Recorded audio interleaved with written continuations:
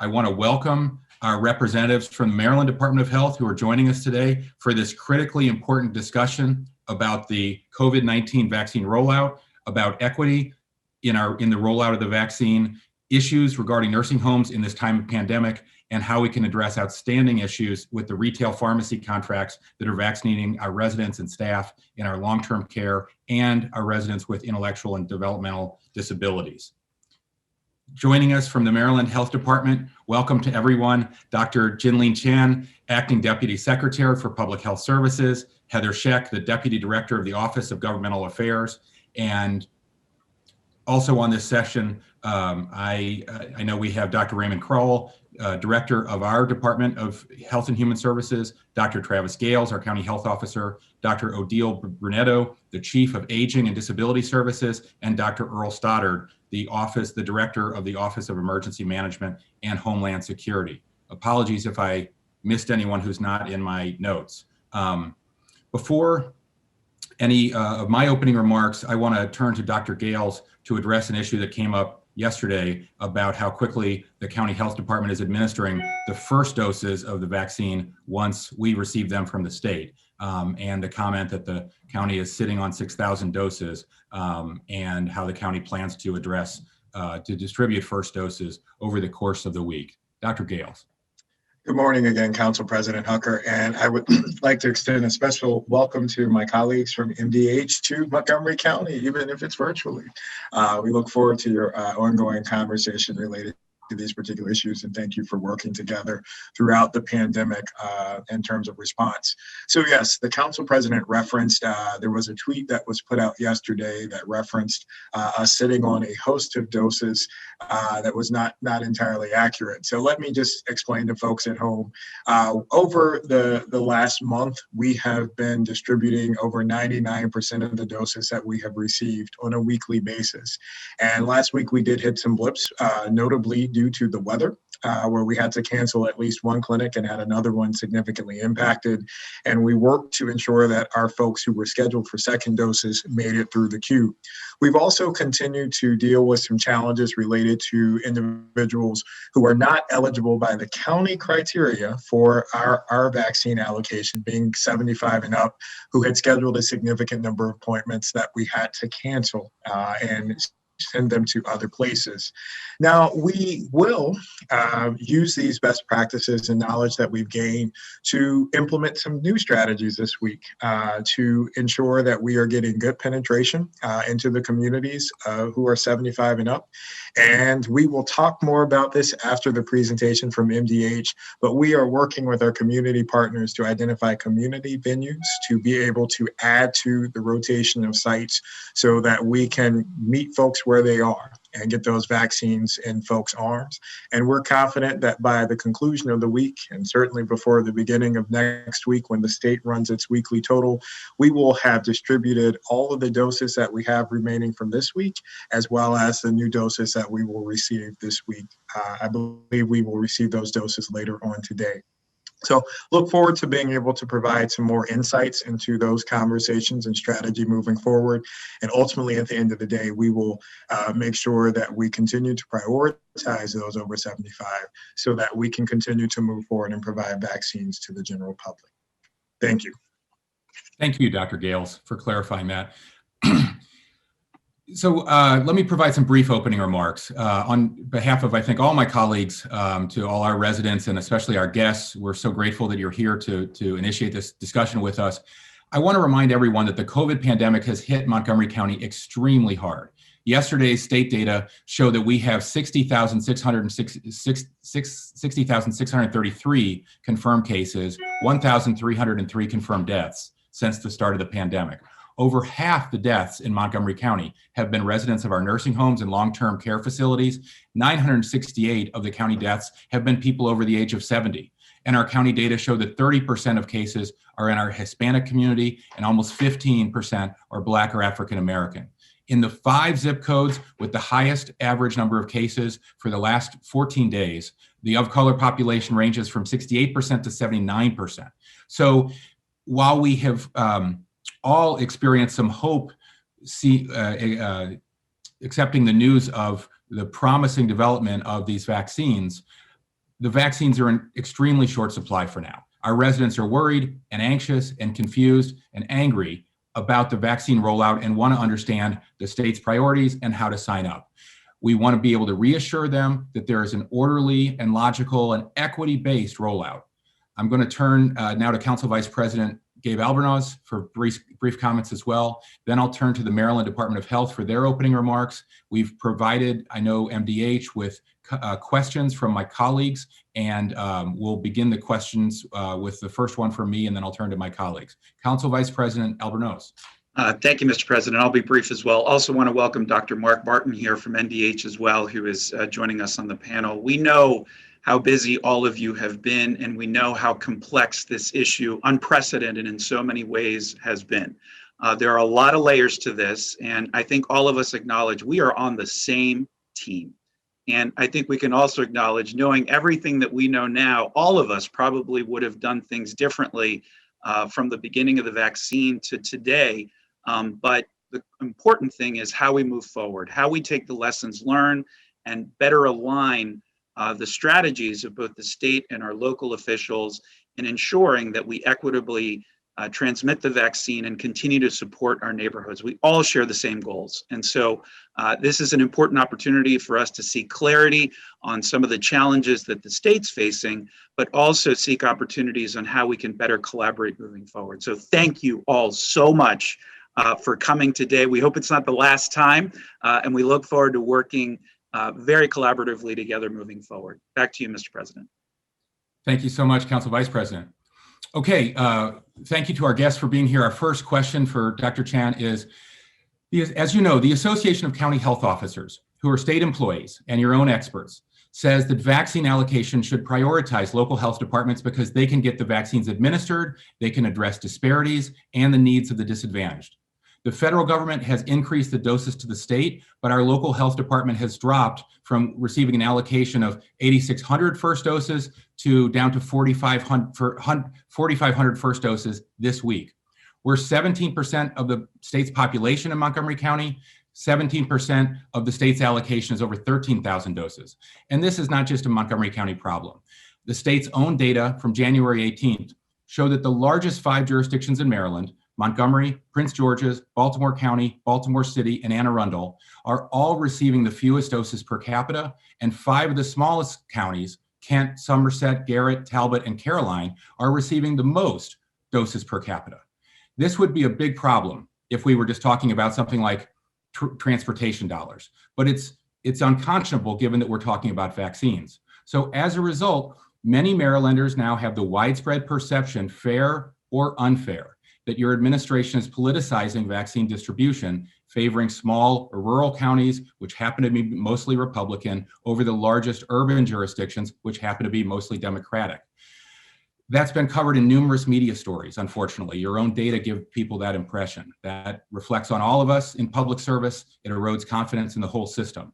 So the question is, why is MDH not following the advice of your own experts, our health officers, and prioritizing allocation to local health departments? How is MDH correcting your allocation system to reflect population and impacts to make sure every county gets its fair share?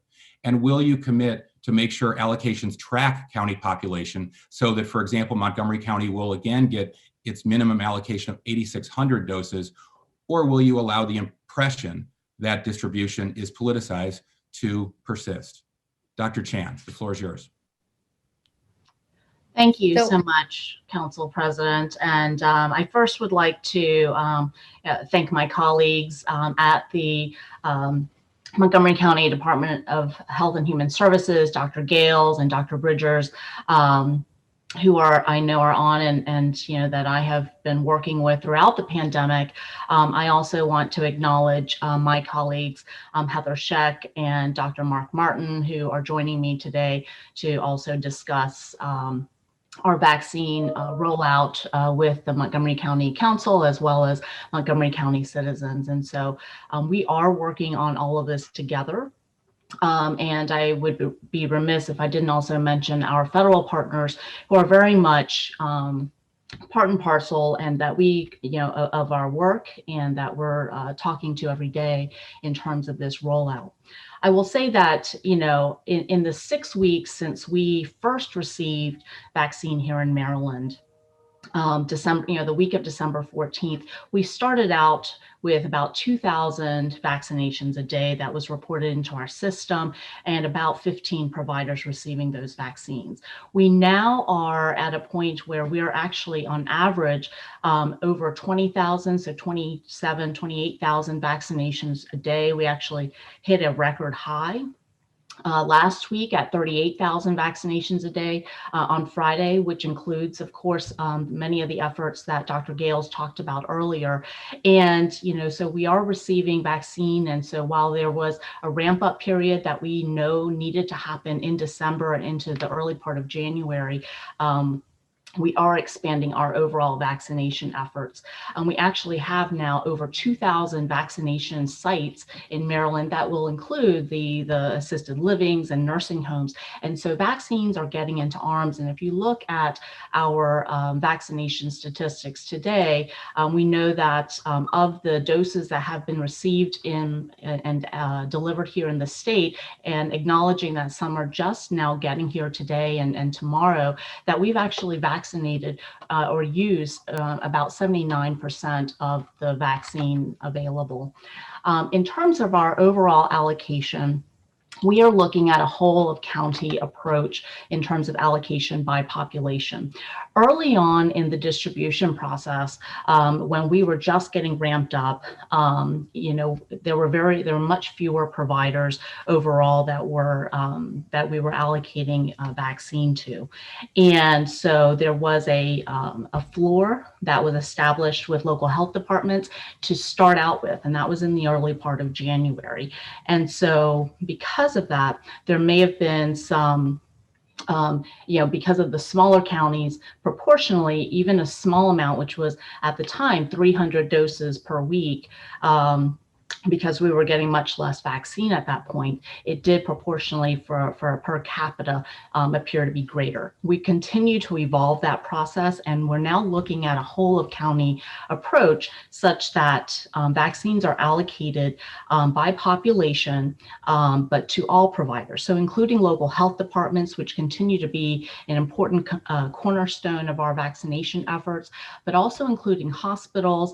There's a number of hospital partners in Montgomery County who not only initiated their vaccination clinics by vaccinating their own staff and frontline healthcare workers, but also have evolved now to being strong partners in coordination with Montgomery County Health and Human Services and the Maryland Department of Health to vaccinate others in the community. And so working with those, as well as our pharmacy partners and others, are critically important here in Maryland so that we build that infrastructure to be prepared for when vaccine comes. I would note that just a few days ago, Dr. Scott Gottlieb, who was the former FDA commissioner, noted in an op-ed in the Wall Street Journal that he anticipates that by the end of March, that the monthly vaccine supply may reach as many as 100 million doses. And so he really strongly urged that we take an all of the above approach, quoting his op-ed, to administer vaccines to tap into multiple locations, including pharmacies and healthcare providers. And we are doing just that. This is not, local health departments continue to be critical aspect of our vaccination rollout plan. They have been critical all along in our collective pandemic response efforts, which not only include vaccines as it does now, but continued work with contact tracing, testing, and other efforts as well. So I'll stop there. So thank you, sir. Okay, thank you, Dr. Chan. Any comments, response from Dr. Kroll or Gales before we move on? Okay. I believe Councilmember Rice, do you have a question too?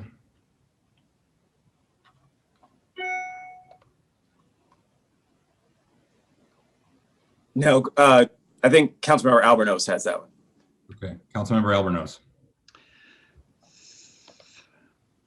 Thank you.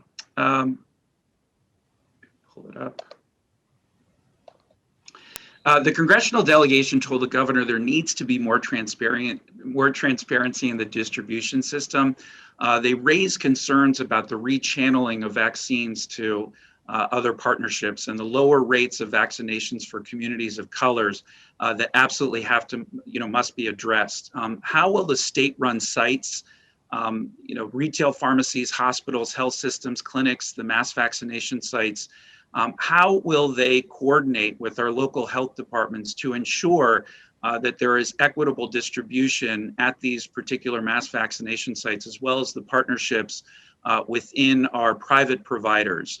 We have been very intentional here in our county in ensuring within our allotment that we set aside vaccines to those zip codes that have been most disproportionately impacted. And there obviously has been a challenge with the consolidation of the registration system. How is the state taking into account those equitable issues? And I know, although the two locations are located in Prince George's and located in Baltimore, which clearly have very robust minority communities, as we know, Montgomery County also has a very racially robust community. So how are you taking in equity into the mass vaccination sites that have been set up and the partnerships with the private providers? So thank you, Councilman Albanos, for that question. So, the retail pharmacy program is, we're starting out in a limited fashion. And this is a federal program, actually, that we expanded to a couple of weeks ago to be able to provide some initial doses. Again, this is part of our longer range strategy to begin to establish that foundation of vaccine and vaccination capacity throughout the state. And so we did look at equity in terms of geographic distribution around the state of these locations, but also I will say in terms of the selection of the initial sites for retail locations, we did look at where COVID-19 has impacted communities the most, as well as racial and socioeconomic status within specific zip codes and such, and use that to help guide some of the initial selections. We are also working very closely with each of the retail pharmacy partners.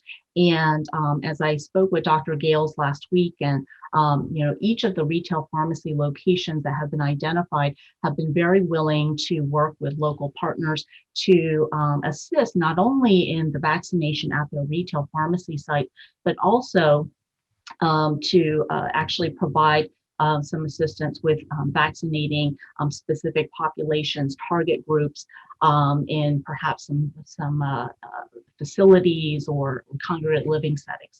And so that's a local partnership and a local conversation that we are very happy to facilitate. I believe Dr. Gales indicated that he had already some relationship with some of the pharmacies. And so again, that's very, very much possible.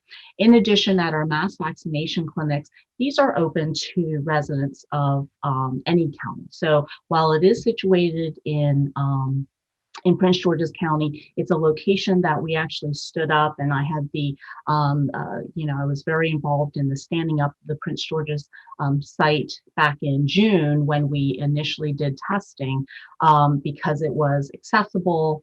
The location was there, and we worked very closely with Six Flags. We have now morphed that into a vaccination site. And so we know that Montgomery County residents have access that location for vaccines and can continue to do so. We are working as well with Prince George's County Health Department happy to work with Montgomery County as well to identify individuals that, to be vaccinated at that mass vaccination clinic as well. Thank you, Dr. Chan. Since you raised the mass vaccination sites, can I just follow up? I'm sorry, Councilmember Albanos, I don't know if I'm jumping in, but I didn't want to lose this thought. I know at the Senate work group yesterday, the state claimed much of the same points that you just made, that the Prince George's location, Six Flags, is there so the state can help Prince George's bring up their very low numbers, and that you're helping them prioritize their pre-registration wait list. And at the same time, the state has claimed that Montgomery County residents should just use Prince George's as its mass vaccination site, and that we won't get our own as of yesterday. We're seeing, and you're seeing many Montgomery residents in Prince George's. Obviously, these two goals are somewhat at odds. Montgomery County is the largest jurisdiction in the state. Prince George's is the second largest. Clearly, Prince George's, I'm sure, feels like it deserves its own, given its challenges. And the state has said it's rolling out 4 new mass vaccination sites in the next few weeks, and saying none of them will be in Montgomery County. And our legislators are hearing Eastern Shore, Western Maryland, and Southern Maryland. Is that really true? And will you commit to put a mass vaccination site in Montgomery County? So I don't think so thank you for that question, but I don't think that the message is at odds at all, because, Six Flags was already established. And so the infrastructure was already there in terms of the tents, the setup. I mean, everything was already there. And so it really made sense to use that location to pivot to doing vaccinations. So we're using many of the same staff. In addition, the infrastructure, as I mentioned, and we're open to considering where other mass vaccination sites could exist here in the state. I think that what we're trying to do is establish multiple layers of vaccination access points. And so mass vaccination, or these large community vaccination sites, are one aspect of it. But as we've alluded to, the issues of equity and access, we know that smaller community sites, as well as very targeted mobile-based community vaccinations and other layers, to really, provide access to individuals where they are. And I think Dr. Gales alluded to this, and I agree with him. I mean, that's really what our goal is. And so, again, the governor is, looking at equity from a geographic standpoint, as well as from racial, ethnic, and other vulnerable populations. And so trying to establish these different layers of and different access points is our goal. And so, this is our initial plan. And as more vaccine is available, we are also working with our FEMA partners to look at where we may put additional locations. So, Doctor, what do you then say to Montgomery County residents who don't have the luxury of having a car and a flexible work schedule to take off work and drive to Six Flags or to Baltimore to get vaccinated?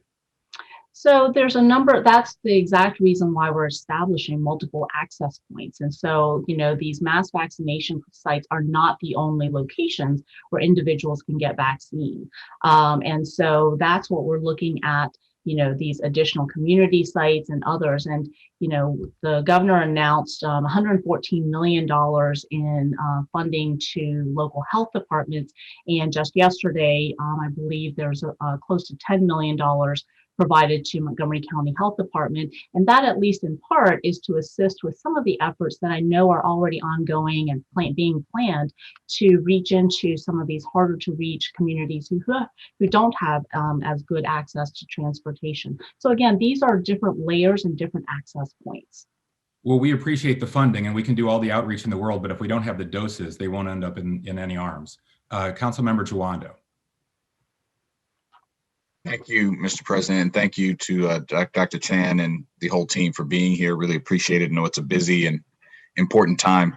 I just want to follow up on the pharmacy and the allocation of vaccines. I understand the desire and potential advantage of, if run properly and coordinated through one sign-up system, which I know we'll talk about more later, to have this whole of county approach and get vaccinations out to different entities. However, there has been very limited, and that might be a generous word, transparency on who's making the decisions of the allocations for these various entities, the pharmacies, the hospitals, the health department, where our health department is finding out on Saturday or Sunday what they're receiving on Tuesday, and pharmacies are no weeks in advance. So someone knows, or at least a week in advance, depending on the day, but much sooner than we're finding out. So someone's making that decision, and somehow the communication isn't making its way to us. So that's an issue. I'm also concerned about the chain, which a related issue, the supply chain of the vaccine.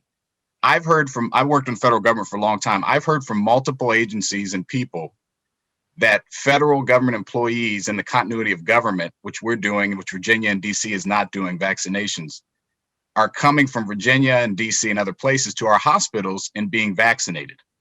And that the hospitals aren't, some in Montgomery County are not asking about residency. So if you could answer the question, those questions, which are related questions, I think our health departments, and I know we're doing a great job on equity, on making sure that we get the shots in arms of people who are supposed to be in the priority 2 county residents. So I'm concerned about the allocation issue. If you could respond to that, the transparency to us and to the public, and this issue of kind of the chain of custody of the vaccinations and how you're holding folks accountable to doing what they're supposed to be doing, realizing it's going in all these different places. Thank you for that question. So, with the retail pharmacy program, let me just comment on that. This is an allocation that we do not actually provide to individual pharmacies, but we're providing kind of as a whole to, say, Giant or Safeway. And then they are making the determinations based on capacity at any given site and the locations that we, again, worked with them to select the initial locations to provide doses to them. So if they're providing some, so they may say, this location may only be able to handle 100 a week, and we only want to set up 100 appointments, then they may be splitting up their allocation week over week, which is how certain locations may know, look, we're only going to set up 100 vaccine appointments. So that's one. So we don't get into, just determining specifically how many doses are going into each location.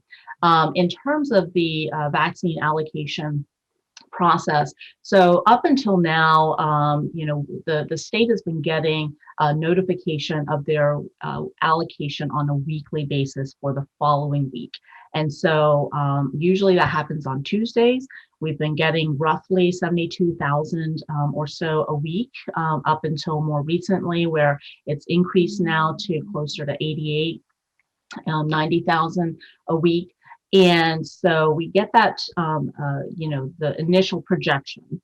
And not until the actual ordering system opens up on Thursday evening do we know what's actually in our ordering system. And usually it matches, but sometimes it doesn't. And so we're usually, working to then determine who's using the doses and, how are the doses out? Will they be allocated? And we're looking at that equity issue across jurisdictions. So that's an important component of it. And then once we make that determination, usually by Friday, we're able to provide that information to local health and to other providers. There have been areas where, if we are double checking and we just want to make sure our numbers are absolutely correct before we share it with our providers. We know how important it is to share that information as soon as possible. However, the Biden administration has committed to, and they are just now beginning to give us a little bit more insight, not just 1 week out, but 2 or even 3 weeks out. And so looking at that information, we hope to be able to do the planning so that we can pass. So that we can do the planning as well. Correct, Yeah, exactly. right. So that we can provide that more than a week ahead of time, or even a few days ahead of time. So we are committed to doing that. We understand not only for local health, but other providers that sort of the greater the lead time, the better. Yeah, and if you didn't address, and that's fine, I know we'll move to the next question, but the supply chain issue, if I'm concerned about that, and I'd like you to look into it and maybe get back to us. There has to be something in place to make sure that those vaccinations are going, if you're having this whole of county and whole approach, and you're giving them to the hospitals and other places, that's great, but they need to be going primarily to Montgomery County residents, and there needs to be a mechanism in place. And I know the health department can protect that supply.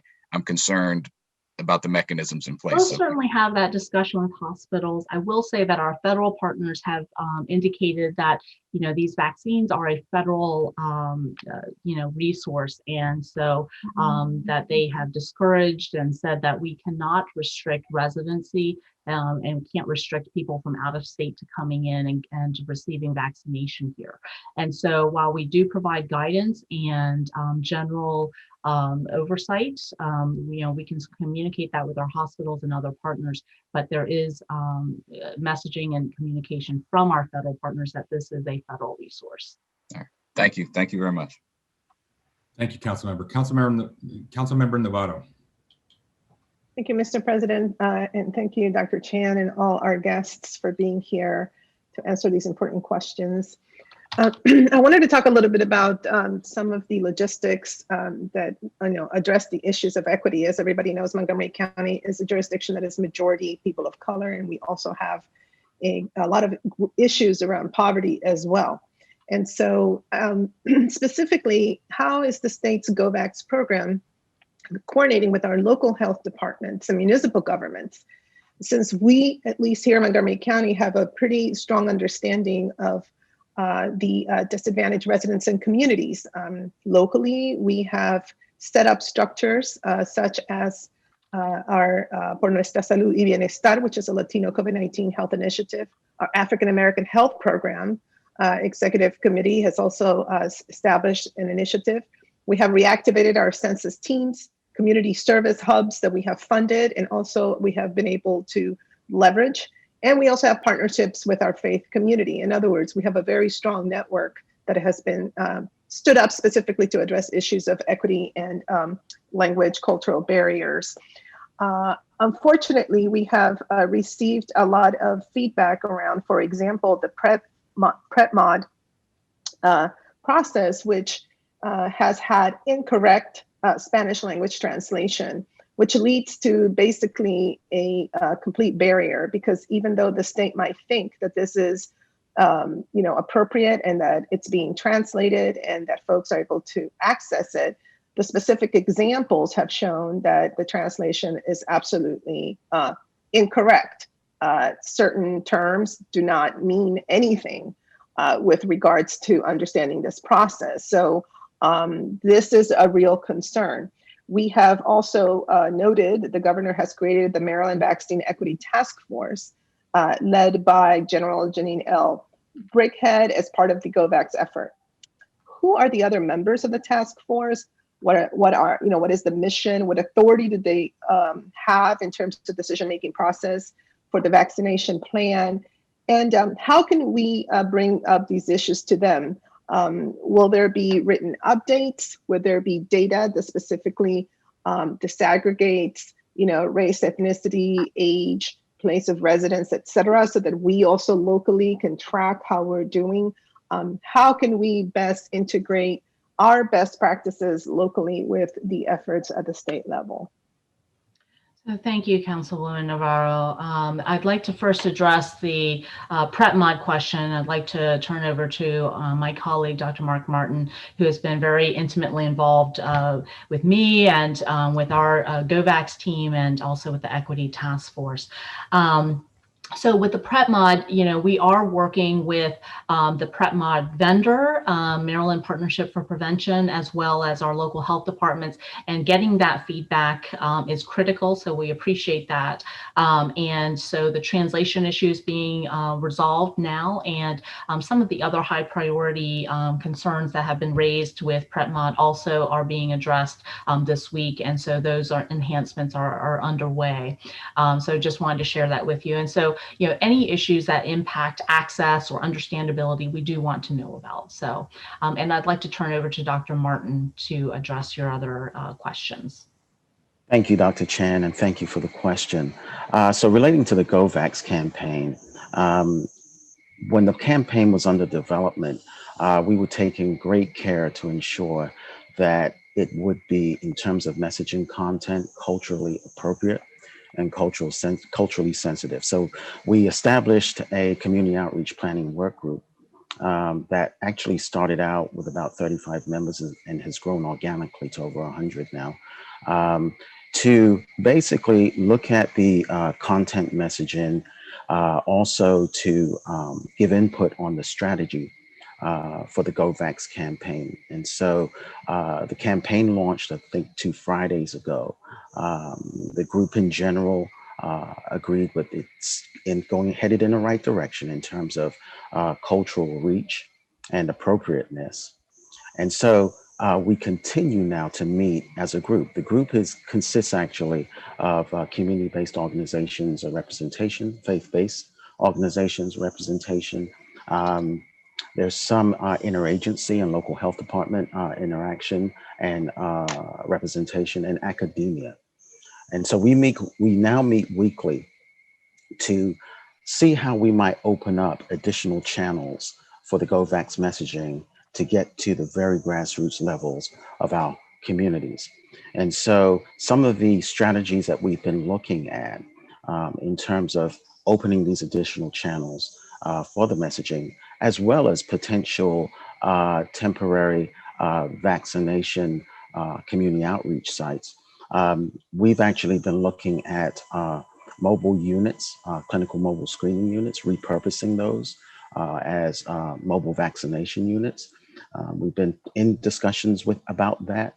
And also we're looking at outreach through public gathering spaces, laundromats, transit stops, retail establishments. The idea there is to have mini webinars that can be accessed by QR code or live web link for a 5-minute video that promotes participation in vaccination efforts, that actually starts to put some truth out on the street because of the vaccine hesitancy. There's a lot of rumors going around.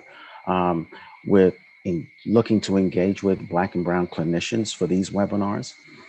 We continue to distribute information sheets and flyers, these COVID-19 related information sheets and flyers that promote participation in our mass vaccination efforts, as well as the ongoing best practices of the physical distancing, wearing the mask, frequent washing of hands. We've also been in conversations with historically Black colleges and universities, HBCUs, to see how we can support them to help promote COVID-19 vaccinations, communications, and messaging to students and faculty and staff. We've also employed the use of a sound truck, a mobile public health education unit that is a converted flatbed truck that has the ability to broadcast multilingual audio messaging. What we typically do is have a partner where we're sending this truck down a certain route. We get feedback from the community of the best places to go with the truck. And we typically partner with some organization in terms of volunteer support so that we can distribute free masks and also information sheets. We actually ran the truck back in October in zip code 21224, where we gave out an average of 3,000 free masks, as well as about 3,000 information sheets. So we continue to work through these strategies and develop them.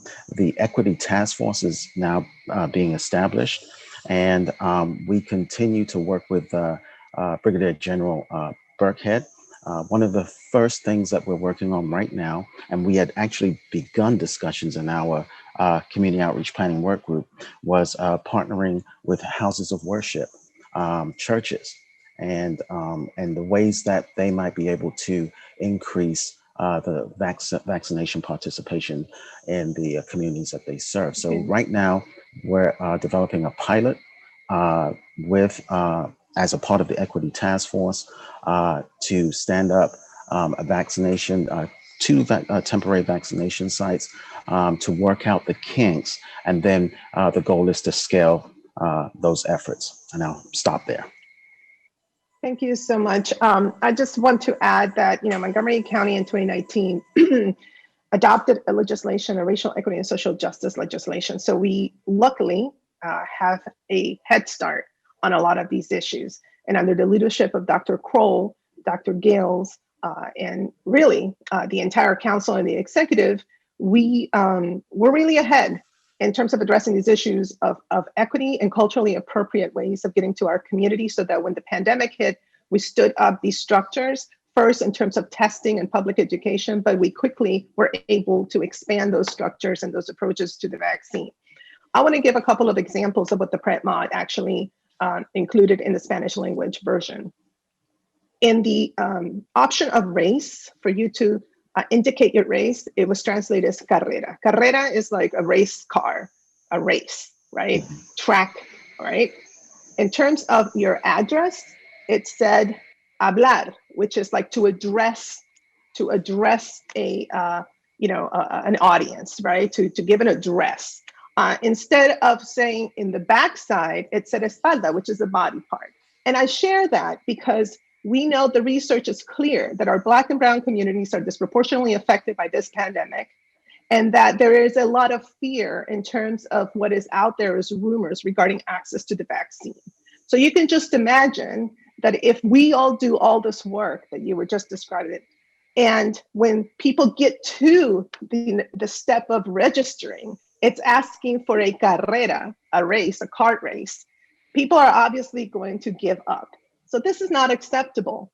And I respectfully request that Montgomery County have a representative in your committee and your efforts, because again, we are the largest jurisdiction and we mirror not only the country's demographics, but also the global demographic. As I stated earlier, we are a majority jurisdiction that has majority of color, and we have over 100 languages spoken in our school system.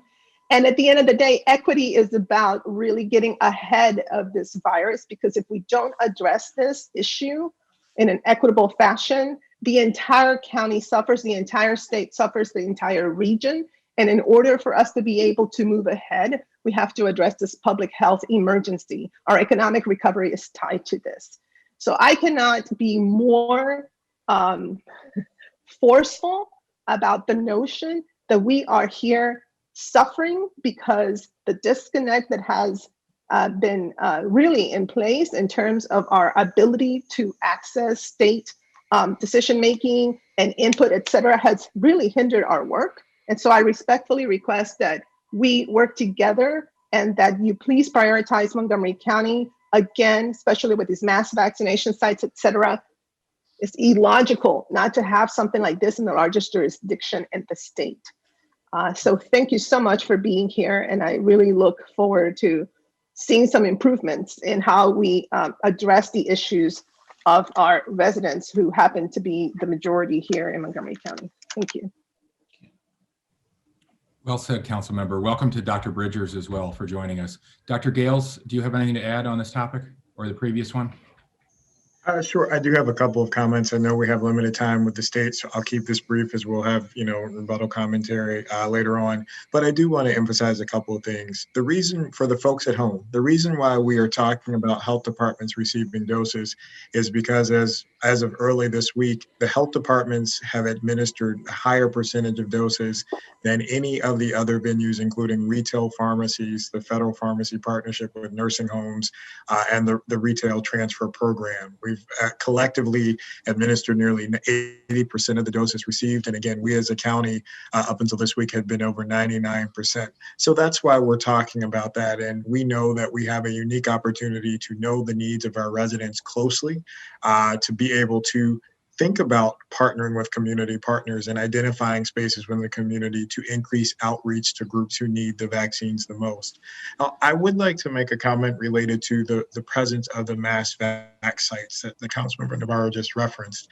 Is we have multiple venues in Montgomery County that would be viable sites. And so I know we've had private conversations, but I want to publicly go on the record and say we have multiple sites here in Montgomery County that could be stood up for mass vac sites, including our fairgrounds and numerous other venues. So to the folks at MDH, we've got sites. Let's have a conversation about it, because it is incredibly challenging to expect our residents to go to another jurisdiction and assume that, well, they have access there. That is their access point. The other thing that I would actually like to throw out there is if the expectation is that residents of Montgomery County are to utilize the Prince George's site or other places, is there an opportunity to commit or prioritize a certain percentage of those appointments for our residents? If that is to be the primary site, is there an opportunity to say X percentage of those visits would go to those from Montgomery County? I know that has similarly been done with Prince George's related to their site at Six Flags, and I'm not sure if that same policy has been done in the other sites that are available. And the last thing that I would just emphasize is the notion and the need for equity and access and transparency. Councilmember Jawando's question about transparency has continued to be a concern of the health officers that we've raised with MDH on numerous occasions. related to how and when the decisions are made and when we find out that information. When we've had conversations with our retail pharmacies and other venues, they have let us know that they are well aware of their doses for weeks to come. And we still remain hamstrung by that challenge in terms of rolling out. So I say these not to be confrontational, but again, for the folks at home to understand, and those are the people that I'm responsible for, is here are the realities of what's happening on the ground, and here are the complicating factors that make it more difficult to roll things out in a seamless manner that meets the needs that you all have and leads to the frustration that you all have in the system not working for you. Thank you. Dr. Kroll, did you want to get in? Okay. Thank you, Council President Hucker. And just an observation about the process that the residents are experiencing right now. The state system is at present a first come, first served basis. And one of the things we know from all of our early efforts to try to get people pre-registered into the system is that that is biased to a group of folks who have technology access and who have the time and or family members who can sign them up. And when we looked at our pre-registration process and when we look at the vaccination process that's taken place across the state, what we see is a clear bias around that, around affluence and around race. So that we have primarily a majority of white residents who are signing up. And communities of color are left out because they don't have the technology, because of the language issues that Councilmember Navarro has mentioned, and because they are the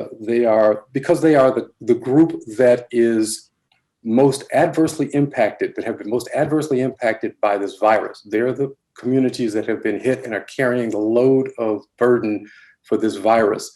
They are excluded from this process by the way the current state process is set up. And what that means is that we're not attacking this virus head on. We're attacking this virus in a first come, first served kind of random way versus doing some targeting work that makes sure that those communities that are impacted most severely have gotten a shot at accessing the doses. And that's something that we need. To Dr. Gales' point, I think that an allocation of a mass site would be great if we can make sure that there's some equitable way of accessing that site so that the folks who are at worst, most impacted can hit it.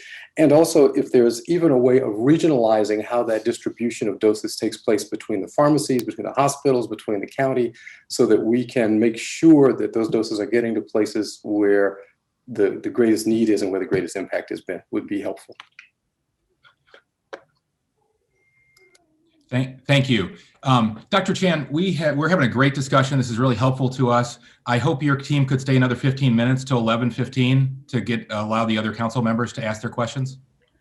I have a hard stop at 11 o'clock myself, and so I'm unable to stay on, but could ask my counterparts to continue. Okay, thank you. And you know, I am not sure if they're available either, and I'm just looking. So they have hard stops at 11, and we apologize for that. Okay, Councilmember Glass. Thank you, Mr. President, and I appreciate you all being here today. Residents are anxious to get vaccinated, and I think the word anxious is an understatement. So much so that people are registering on the Prepmod website. They are registering on every website for each hospital system, healthcare system here in the state, and they're also registering for every pharmacy that they find. And whenever someone receives a pre-registration notification, I've seen firsthand that those emails are shared on social media, neighborhood listservs, and group texts, and any other forms of communication. And we know that when people share those links, it results in a few problems down the road, that people show up to sites and they are deemed ineligible, but they had registered anyway. And then also we know that there's further confusion because people are occupying multiple sites so that they're getting confirmation at multiple places. And all of this has created a free-for-all where Marylanders are competing against each other, and some have even compared it to the Hunger Games. And compounding this fact is that the state continues to expand eligibility now in Tier 1C, while Montgomery County's health department is still in Tiers 1A and 1B, for which we don't even have enough vaccines to fully cover everybody in those classifications. So my question, and the question that I probably receive more often than any other is, why isn't the state taking a more centralized approach to registration, a one-stop shop where people can enter all of their information and then be assigned to one of the vaccine providers in their area?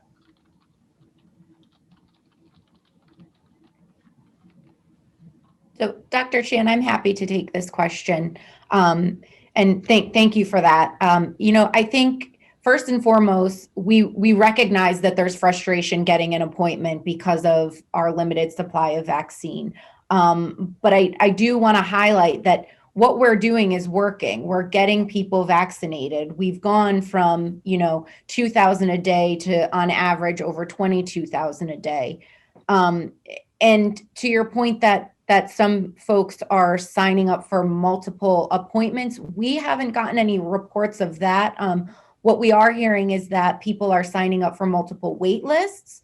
And, that's their, they have the option to do that. And if they want to, then that's, they have the ability to do that. We do ask that, people remove themselves from the wait list after they do get an appointment to kind of free those spaces up. But we have not heard of people getting multiple appointments. And then just to the centralized system, there are only 4 states in the country that have gone towards a centralized system. And so I think this notion that Maryland is different and that we should be moving towards that system is kind of misinformed, because not many other states are doing that. We looked into that approach, and our healthcare system is not set up for a centralized system. The 4 states that have done it are Oklahoma, New Hampshire, New Mexico, and West Virginia. And that's just not a good analog to compare to Maryland, because our populations are so drastically different. And we also learned through the testing process that providers prefer to use their own systems. It allows for agility in scheduling changes to be handled directly by the providers. And I think the biggest thing is there's no single point of failure. When we have several options for folks to sign up, it moves away from a bottleneck or one large system failure from occurring. Thank you. Councilmember Rice. Thank you very much, Mr. President, and thank you to Dr. Chan and your partners. I want to talk a little bit about our nursing homes and long-term care facilities, because at the very beginning of the pandemic, it was very clear that there was a lot of distress. We received multiple messages from many people in the community who were, family members of those who were there, from staff, who were all concerned about outbreaks and the control of those outbreaks at our nursing care facilities and long-term care facilities. And some of the challenges with the infection rates, as well as with staff just being there because they may be infected or at risk of being infected. And so I'm wondering, during an outbreak at one of these facilities, what is the state's process when it comes to response team? And then in addition to that, how long does that response team stay? And if the actual outbreak is due to some sort of violation, or there have been multiple violations, how did we come up with the fine number? And then do we notify the family members or the folks who are responsible for those individuals in those settings? Do we let them know that there's been something so serious that's happened at the facility that you have imposed a fine?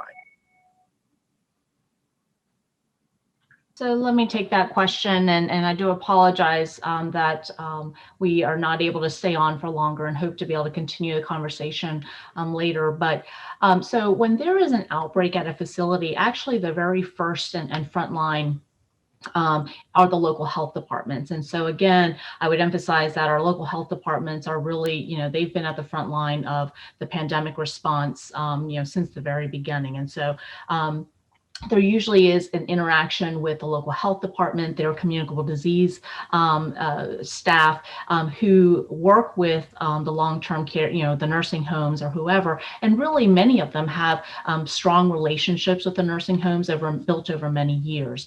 And so they work with them to understand what the nature of the outbreak is, where it might be located, and to provide some initial feedback and advice on cohorting of staff and of residents to try to prevent ongoing spread. So that's important. In addition, they work very closely with the Maryland Department of Health, not only for COVID, but with any outbreak. We have our own outbreak team that oversees and provides guidance to all local health department communicable disease teams, whether the outbreak is in a nursing home or in another location, but certainly in nursing homes we know has been the biggest impact when we've looked at and seen the COVID-19 pandemic. And so our team as well at the health department, the state health department, have infection control nurses and experts who also work with not only the local health, but even directly with each of the nursing homes during outbreak settings, particularly those that the local health are asking questions about, or feel collectively with the nursing home administrator that they need more assistance. So that has been ongoing since the very beginning. In addition, the state, of course, had stood up teams working with the National Guard, as well as federal health and human services teams that deployed out in the spring to do testing and assessments. And more recently, in the early part of the fall, we stood up our technical assistance teams or congregate living teams that has evolved over time to provide additional technical assistance to oversee and help to monitor and really try to be a partner with our nursing homes to look at PPE supplies, look at advise on infection control practices and such, not only in outbreak settings, but also really to try to prevent outbreaks from happening. And so that's important as well, so that we have outbreak response, but also prevention of outbreaks. And they've been using a list to ensure infection control, PPE supplies, adequacy, and other things.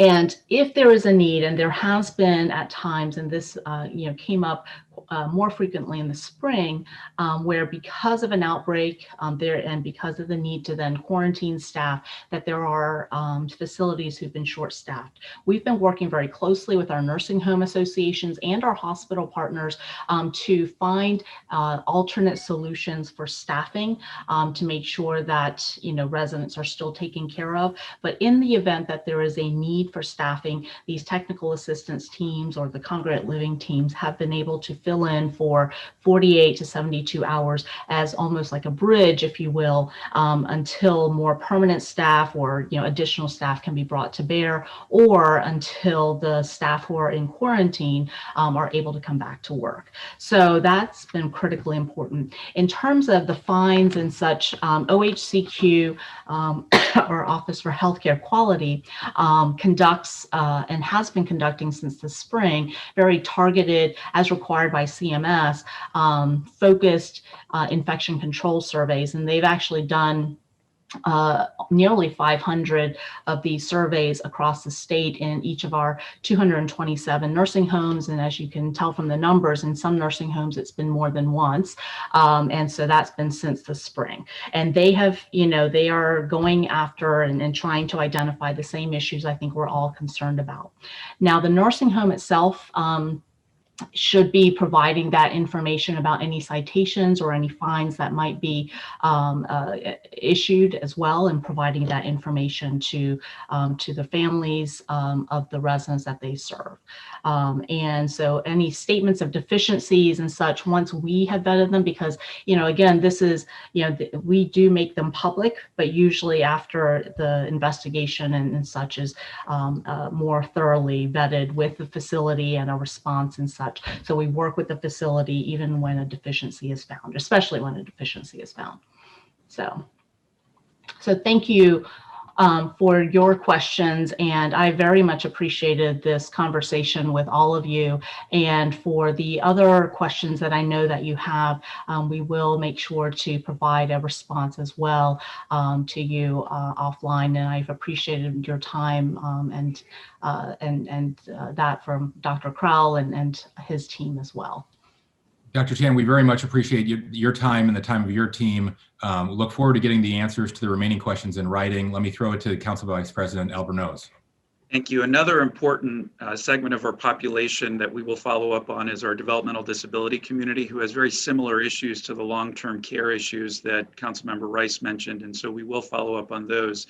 And just to wrap up, we, as we said at the beginning, are on the same team. I know that we are working collaboratively to address the complex needs of our residents, but we do have several formal asks. One is that please, you strongly consider that the next round of mass vaccination sites be located in the largest jurisdiction in the region, that we do look at how we can better consolidate some of the registration systems, because I'll note, Ms. Scheck, in your list, West Virginia leads the country right now in its dissemination of vaccinations. And so I think there's an opportunity for us to take some of the lessons learned and consolidate, which I think will lead to more equitable distribution moving forward. But we hope that this is not a one-all be-all, because this is immensely helpful for both our residents and all of us to ensure that our residents understand the collaboration that exists.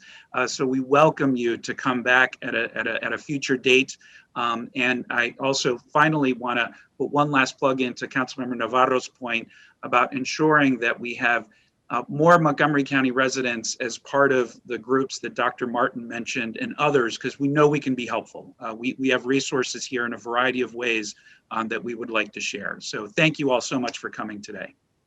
Thank you. Thank you, President Hucker, Vice President, Vice Chair Albornoz, and it's been my pleasure and our team's pleasure to be here. So mucho gusto y que tengan un buen día. Thank you so much. Hope to see you again soon. Take care. Thank you.